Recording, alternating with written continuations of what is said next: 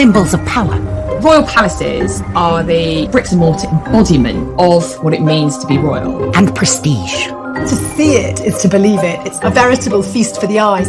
Packed to the rafters with incredible secrets. From royal courtships to royal births to royal marriages and scandals, the palaces have played host to all of that. In this series, we step beyond the Golden Gates. We all want to see inside the palace walls. You feel as if you were being let into a secret world. Learn how these stunning buildings were constructed. This is a mad, eclectic vision of one man. Windsor was built to do battle. It's best not to get locked in one. You don't know when somebody's going to come and let you out. Unveil their spectacular artworks. The royal collection is simply stunning. The story of a tiara is like a spy mystery. We can only imagine how excited the Queen must have been. Delve into their gruesome histories. Frankly, if you're going to cut the head off a king, it's got to be done in a palace. And revisit recent events that have shaped the modern royal family. I could see that his legs were trapped. Camilla was one of the most unpopular women in the country. To see those images of the castle in flames, there was an emotional impact for the nation. This is The Secrets of the Royal Palaces.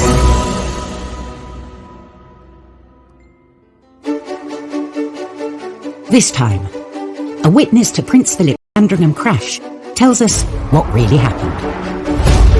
The driver couldn't move at all. It was quite obvious then that it was Prince Philip.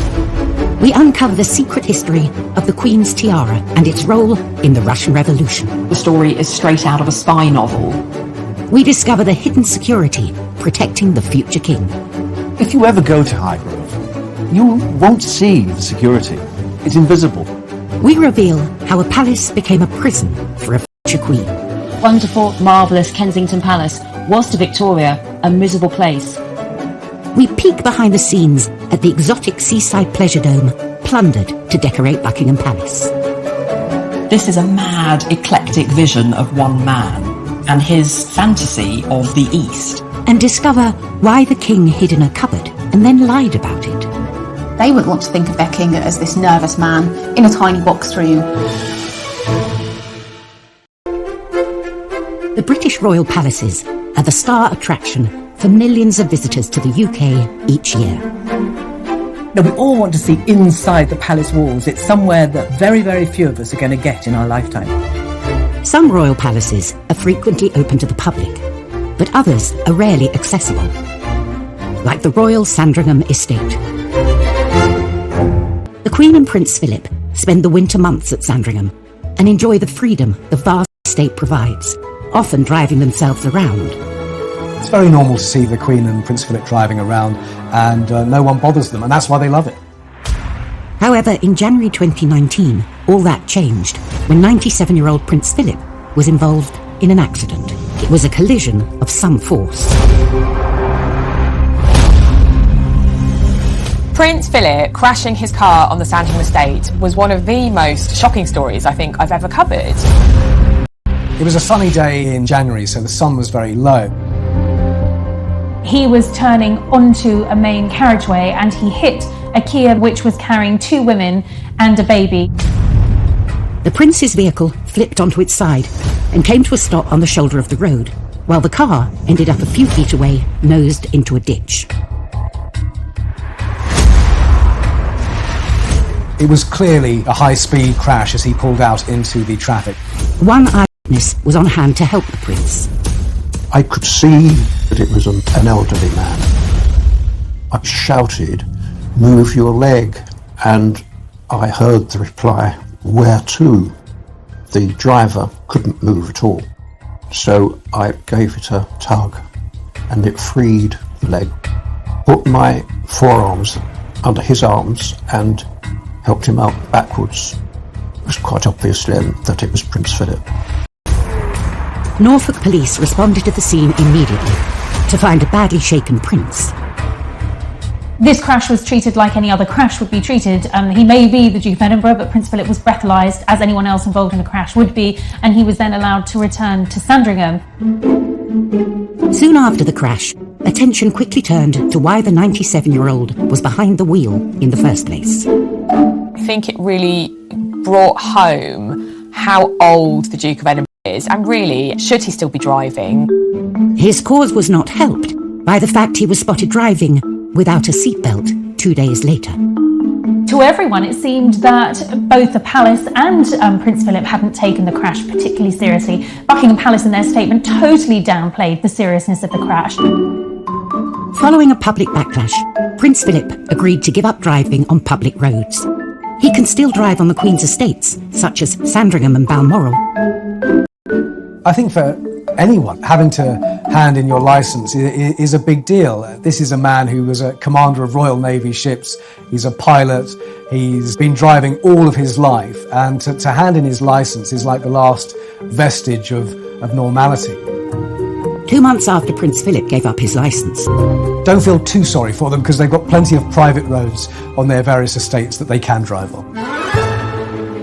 These vast estates mean the royal couple can surprise high-profile palace visitors by becoming their personal chauffeurs. During the Obama's 2016 visit to Windsor, the president even commented on Prince Philip's driving.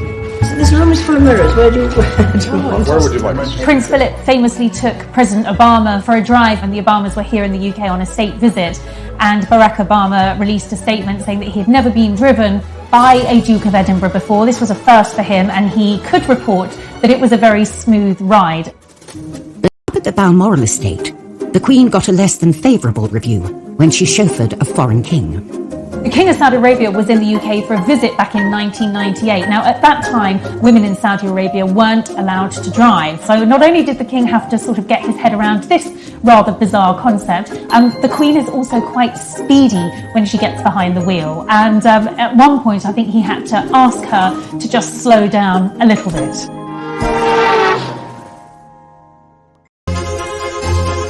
The royal family has owned Sandringham for over 150 years. Windsor Castle easily trumped that and has been housing royalty for more than 9 centuries. But not all royal palaces have such historic lineage. The newest palace in the royal portfolio was actually bought and chosen by the future king, Prince Charles. His country house, Highgrove. For Prince Charles, Highgrove is really just home. It's where you kick your shoes off, put your slippers on, get yourself a cup of tea or coffee or a beer and enjoy yourself. It is certainly his number one home. It has a nice sort of lived-in feel. It's the place where Charles really likes to go to more than anywhere. But one thing sets Highgrove apart from other royal residences. He bought it. When Prince Charles bought Highgrove in the 1980s, I think it was a surprise to everybody. The royal family not purchase homes, they inherit them. When Highgrove, near Tetbury, came on the market, Charles snapped it up for £865,000. For Charles, it ticked all the boxes as far as architecture, perfect location, and not enormous, 9 bedrooms, kind of manageable. Previous heirs to the throne had opted for the grandest properties on offer, like Carlton House in London and the Sandringham estate. If one looks back at some of his predecessors, certainly Highgrove would not be seen to be suitable at all. For a royal mansion, Highgrove is actually quite small. Buckingham Palace has 775 rooms, and Windsor Castle has over 1,000. In contrast, he could make it his own. The house isn't architecturally that precious. You can carve whatever kind of house you want out of it, and that's what Charles was looking for. Not a set piece, not to show off, but to make a home from. Charles renovated the main house, giving it a neoclassical facelift. Charles turned a plain box 5 windows wide by 3 stories high into something which had focus to it by putting a pediment over the middle of the main facade. So it wasn't just a plain straight parapet, it had a triangular point over the centre. It's a lesson learned as far back as ancient Rome, and the point of that was to give you a strong architectural form on top of the centre part of a house to guide you to the door. Of course, what Charles has done is emphasise the entrance to his house that he doesn't want you to look in. Then, with double the budget he spent on the house, Charles turned his attention to his real passion, the gardens. The gardens are absolutely magnificent. He opens them up to the public a few times a year, and it's one of the hottest tickets of the summer months. The garden is a masterpiece. Charles has consulted all the garden designers of his day to produce something which is both contemporary and old-fashioned and is very much an organic garden with incredible features. 12 full-time gardeners tend some 15 acres, featuring a multiplicity of different gardens. What Charles found at Highgrove was an overgrown and untended garden. But from that he started to carve an organised, ordered landscape. An overgrown kitchen garden and 15 acres of mature trees were turned into this wonderful array of intricate rooms and spaces and fun shapes and real energised design. Charles's new gardens created the perfect playground for young princes William and Harry. They included the sundial garden, a kitchen garden, and a 4-acre wildflower meadow which is still flourishing today.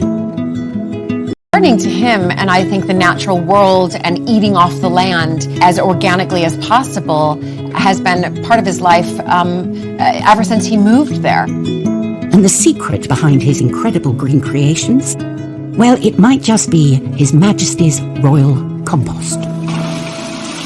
The Prince was particularly pleased to show me his sewage garden.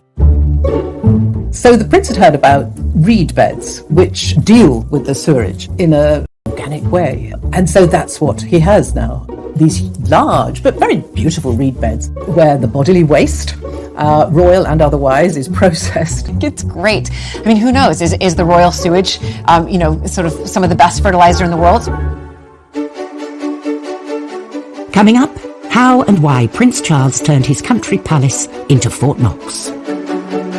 People like Prince Charles were very much top of the IRA's hit list. And how Sandringham was secretly transformed into a radio station for a king's speech. This whole broadcast is a white knuckle ride for the BBC's engineers. You've got telephone lines to book, you've got transmitters that need to be working. Microphones were enormous. These big metal contraptions, sometimes on wheels, with lots of cables. It's an amazing engineering feat.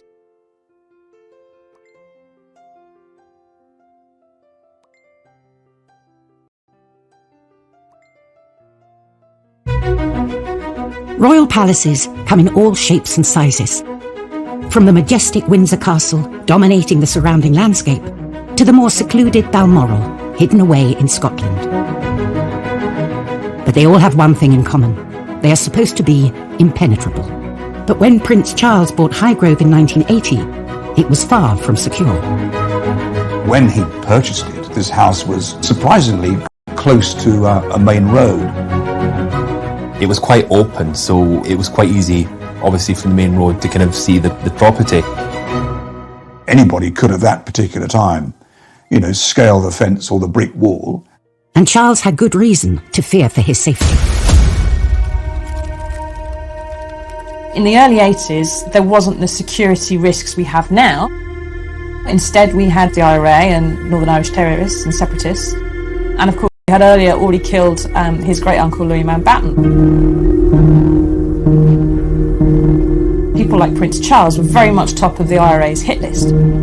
For a future king, for the heir to the throne, now to be living out in the countryside in a relatively open area, obviously these measures needed to be brought in to protect him. Charles's team set about rerouting nearby public footpaths and putting in place an aerial exclusion zone. They also installed secret security perimeters that would take a trained eye to spot. If you ever go to Highgrove to look at the garden, you won't see the security. It's invisible. There's no big fences, there's no barbed wire, there's no patrolling dogs. What you are not aware of is that there are cameras, there are ground sensor alarms, there are police officers in the permanent police station on the grounds who are getting all kinds of data fed into them from the exterior. So they know who's there and who's not there. It's just... Should the perimeters fail, the Georgian house has a secret backup plan. A very modern facility, a panic room.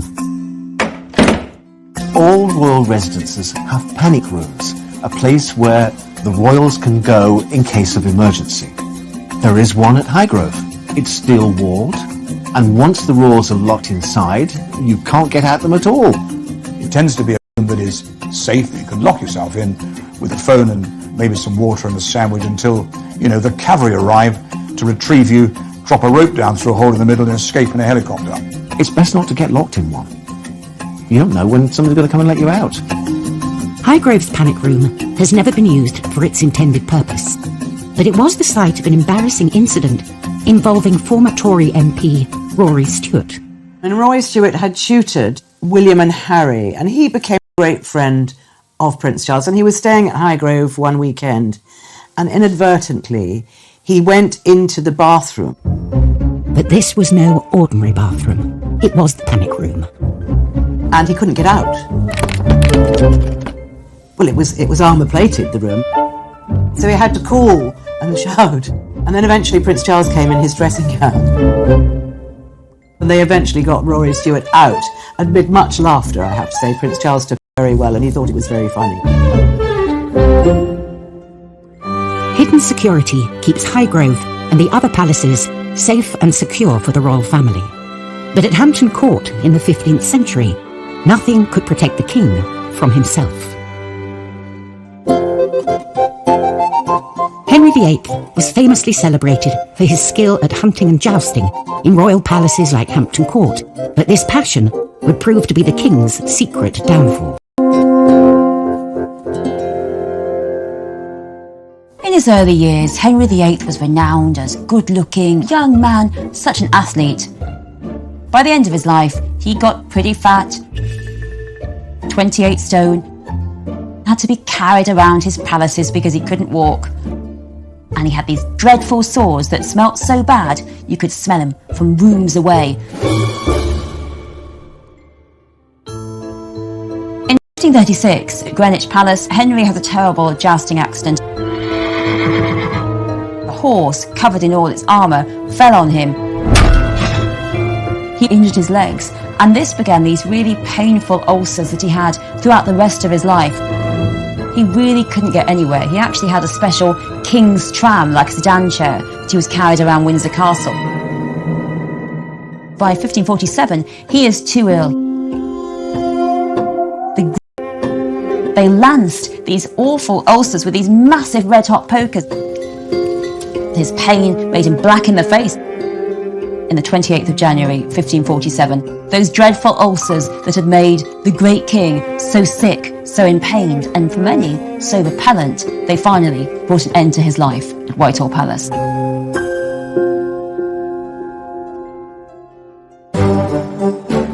What happens behind the palace walls is often shrouded in mystery for years after the monarch involved has died. But in 1932, Sandringham witnessed a major event that would forever alter the way the royals communicate with us, their loyal subjects. King George V was monarch during a deep economic depression for the UK and the world. The country was in dire straits. There'd been a big financial crash in the late 20s. The political situation in Europe was not as it should be. The Dominions were given more independence from Parliament at Westminster, and so the empire was just starting to turn into something looser, the Commonwealth. It was an era of rapid change. The faltering British Commonwealth desperately needed reassurance from their king that everything would be okay. George V had to be that figure to unite the people. He needed to consolidate his position in the new empire and the new Commonwealth. It is a deep pleasure to us. But the king was nervous. While his son, George VI, would famously dread public speaking thanks to a lifelong stammer, it was the groundbreaking new radio technology and its long reach that was putting this confident king off his game. His audience was vast. It was probably the largest audience anyone in the world had ever had up to that point. Prime Minister Ramsay MacDonald finally persuaded the king to give his inspiring address to the UK and the Commonwealth. The date was chosen, the 25th of December. Christmas Day was the most important day of the year for the BBC. The day centred on an extraordinary series of outside broadcasts from all across the empire and all across Britain. This hour-long technological extravaganza was to culminate in the King's address. The King always spent Christmas Day at Sandringham, so this royal home had to be transformed into a temporary radio station. This whole broadcast is a white knuckle ride for the BBC's engineers. You've got telephone lines to book, you've got transmitters that need to be working. Microphones were enormous. These big metal contraptions, sometimes on wheels, with lots of cables. It's an amazing engineering feat. With a tape live from Sandringham, and the king had a secret up his sleeve. Coming up, the first royal Christmas broadcast from a palace takes place in a cupboard. It's about that projection that you give to the public. And secret skullduggery at the palace leads to murder. Windsor Castle becomes the site of the biggest royal double cross in Tudor history, if not history itself.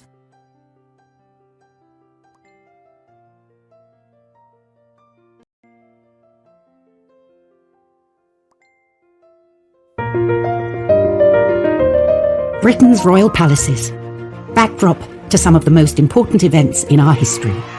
From Churchill's victorious appearance on the balcony at Buckingham Palace, to Harry and Meghan's Windsor Castle wedding. So it was to Sandringham on Christmas Day 1932 that the nation turned, for a radio broadcast by the King from the least likely location in the palace. A cupboard. King George V is moments away from an address to his people in the first ever royal live radio broadcast. His objective was to unify an empire that was developing into something the likes of which the world had never seen, the Commonwealth. Inside Sandringham, the king had 775 rooms to choose from. The official photograph suggests it took place in one of the many grand rooms. The photograph we have shows him in what looks like a drawing room. It's heavily decorated in that Edwardian style that Sandringham is known for. But this was staged for the camera. The king actually decided to make this important speech from one of the smallest rooms in the palace, a box room under the stairs. A fact they had to keep secret. It's about that projection that you give to the public. They wouldn't want to think of their king as this nervous man in a tiny box room at his country bolt hole. They want to think of him as a stately man, a confident one. The king was due to make this historic address at 3 p.m, chosen to reach the widest audience around the world. The speech was written for him by Rudyard Kipling. Someone in the control room of Broadcasting House in London would have flicked a switch and a little light would have appeared and he would have started his speech. The king began by greeting his loyal subjects all across the empire on Christmas Day through the wonders of new radio technology. We can see this intimacy in the language George used. He speaks in the first person. One of the things he said is, "I speak now from my home and from my heart to you all," drawing attention to the fact that this is live and that this is personal. And the king signed off with the warmest seasonal greetings to all of his subjects, surrounded by their families at Christmas. And right across the empire, he blessed them all.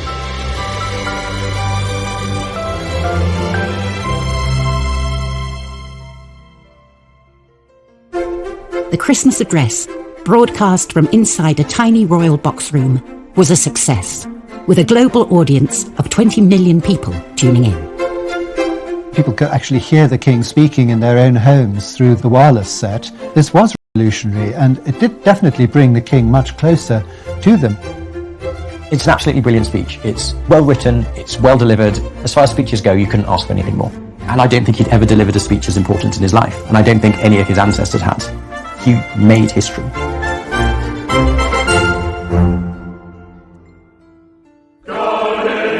Sometimes, the palaces are used as the staging point for much more damaging deceits and downright lies, as was the case at Windsor Castle in 1536. This was Henry VIII's great deception.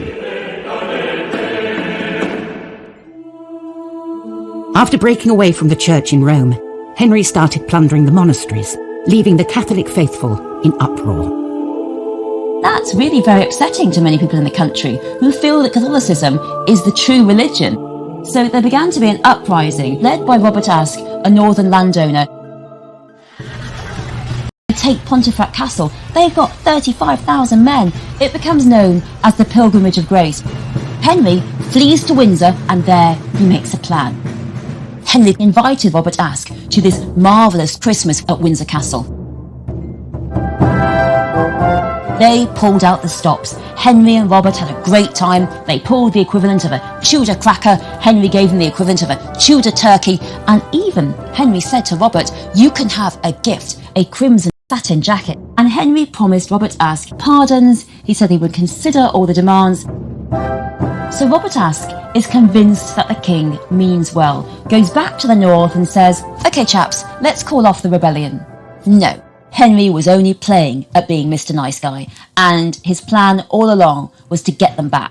The minute they call off the rebellion and disperse, Henry sends out his men to hunt down the rebels. They are put on trial, and most of them are executed, and Robert Aske himself is hanged, and his body is put in chains, gibbeted in York Castle. It is the biggest signal to the whole country that don't rebel against me. Thus, Windsor Castle becomes the site of the biggest royal double-cross in stench of betrayal. The royal palaces are a tantalising pit stop for visitors, eager to pull back the curtain and peek through the royal keyhole. And it's not just the buildings themselves that are the object of such endless fascination. It's also priceless artefacts accumulated by kings and queens through the centuries. The royal collection is just stunning.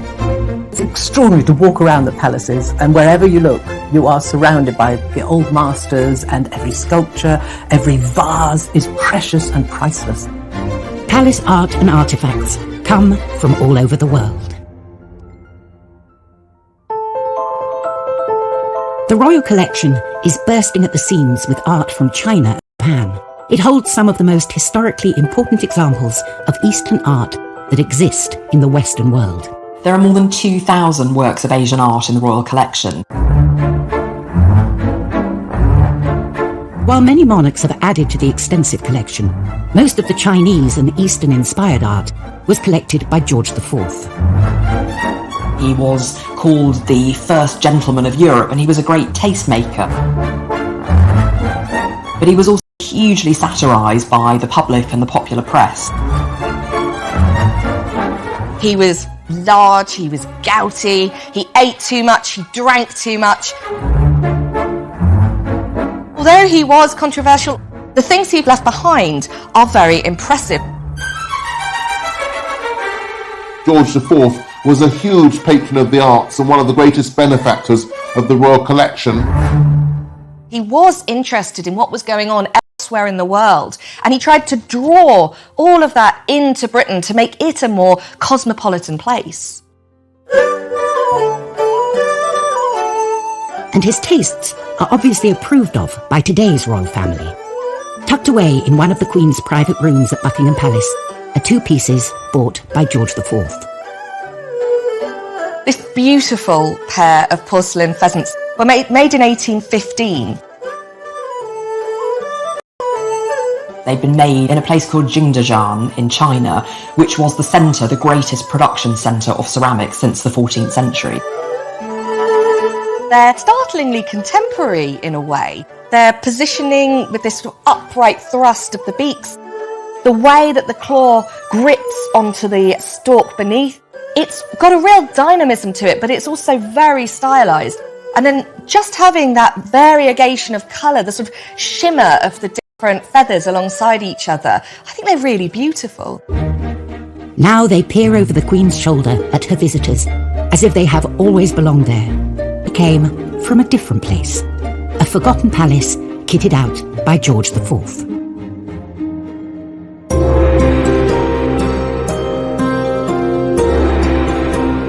Before the pheasants moved to Buckingham Palace around 1847, we know that they originally lived in Brighton Pavilion, because there's an etching made around 1820 that shows them on the mantelpiece. This was the Long Gallery in a palace unlike any other, Brighton's Royal Pavilion. The Brighton Pavilion was George IV's pet project, his passion project. Created when he was Prince of Wales, Brighton Pavilion would be the perfect party palace. You've got Chinese and Indian motifs, you've got Regency grandeur, you've got French influence and Gothic influence. It's this total mishmash of styles. Brighton Pavilion can be considered as a piece of art in itself. A piece of art which Queen Victoria hated. Victoria inherited Brighton Pavilion when she took the throne, but she never really liked it. She said that the rooms were too dark, the ceilings were too low, and there really wasn't room for her ever-expanding family. Victoria ended up selling off Brighton Pavilion for just £53,000. She took all these beautiful objects out of Brighton Pavilion, and that is how the porcelain pheasants end up in Buckingham Palace. The porcelain pheasants have been a permanent fixture at Buckingham Palace for over 170 years. Beautiful reminders of a long-lost royal pleasure palace. They are a testament to how artworks have this long history and story all of their own.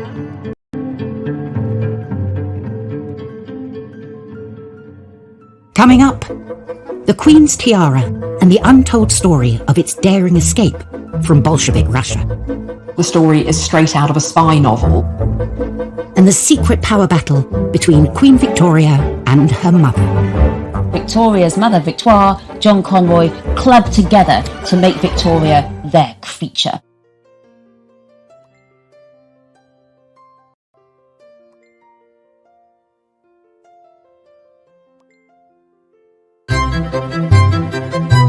The royal palaces play host to the most glamorous events every single year. The ballrooms and gardens of Buckingham Palace are packed with dignitaries decked out in their finest, all eager for a moment with Her Majesty. It's really an opportunity for the who's who to rub shoulders, people get dressed up. I think everybody hopes to get a photo op with at least one member of the royal family. For these occasions, distinguished guests. When the Obamas visited in 2014, we got to see the Queen at Windsor in one of her favourite headpieces, the Vladimir tiara. It's a really elegant, timeless piece filled with diamonds. There are 15 circles connected by a wavy band that intersects them, and 15 enormous teardrop pearls hang from the loops, each of which is worth thousands of pounds. Behind its shimmering exterior lies an untold story of glamour, intrigue, and daring adventure. The story of how the tiara got into the hands of the British royals is something a bit like a spy mystery. The story began in Russia in 1874. It was made by the imperial jewellers to the Russian royal family for Maria Pavlovna, the wife of Grand Duke Vladimir, the Tsar's brother. But after the revolution of 1917, communist Russia was no longer safe for aristocrats as wealthy and prominent as Maria Pavlovna. When the Russian royal family came tumbling down, she hid her precious jewels in a secret compartment within her home, escaping with just her day jewels. The Grand Duchess was the last Romanov to escape Russia, dying in France in 1920. Her family had lost everything, except for the jewels. Hidden in a secret alcove in her palace, the tiara was under the noses of the Bolshevik government for many years. Her son, Grand Duke Boris, persuades an art dealer friend of his to smuggle themselves into the country and get the jewels out. And then miraculously transports them 1,300 miles back across Europe, hidden in a leather Gladstone bag, all the way back to London. Queen Mary bought the tiara for £28,000. Now, that's about the equivalent of £1.25 million today, a huge amount. It can also be worn with a stunning set of green emeralds. These were commissioned by Queen Mary, Queen Elizabeth's grandmother, and they were a set of cabochon drops that came from her own family's cache of gems. These family heirlooms, known as the Cambridge Emeralds, were amazingly won in a charity raffle in Germany by Queen Mary's mother, Augusta, a German princess and the first Duchess of Cambridge. In 1953, the newly crowned Queen Elizabeth inherited the tiara directly from her grandmother, and it has been a royal favourite during her reign. The Queen wears it all those different ways, and each time it... She opted for green with the Cambridge Emeralds when she hosted the Irish Taoiseach at Buckingham Palace in 2014. With a value in excess of £10 million, it's secured in a secret vault the size of an ice rink, 40 feet below Buckingham Palace.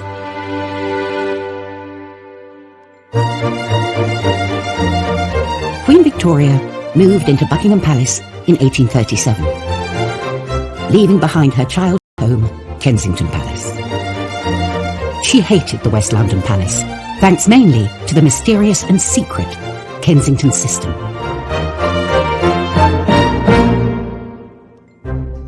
So Victoria's father died when she was very young, and Victoria's mother, a German widow, becomes very reliant on this chap called John Conroy, who really is the baddie of the piece.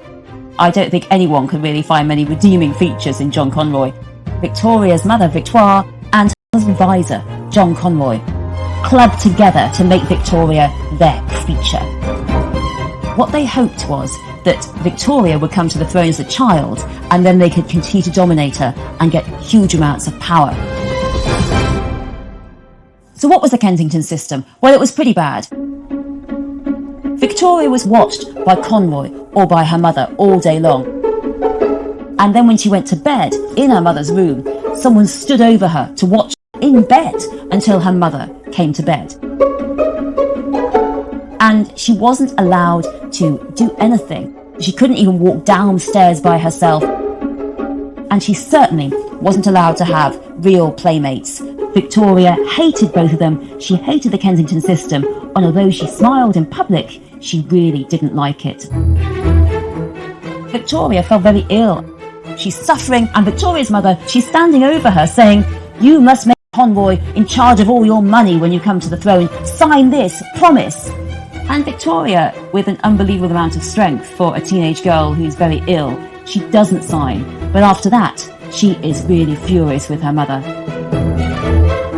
And the Kensington system becomes really a battle of wills. It is a chess battle, a Game of Thrones, a battle of wills between the Duchess and Conroy on one side and Victoria on the other.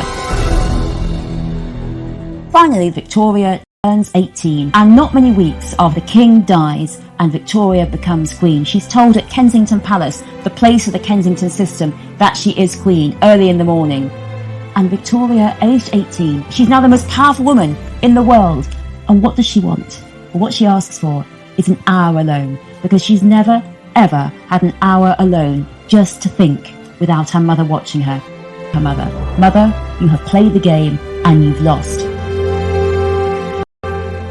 This wonderful, marvellous Kensington Palace was to Victoria a miserable place, and it was unsurprising that she really never went back there. Next time, we uncover the secrets of the ever-expanding family housing complex at Kensington Palace. They turned it into an architectural monster. We meet the master craftsman who took on the tricky Windsor Castle restoration. My blood pressure went up and I went grey in the process. And we reveal some of the oddest gifts the Queen has ever received. She was given a crocodile and her private secretary had to put it in his bath on Britannia.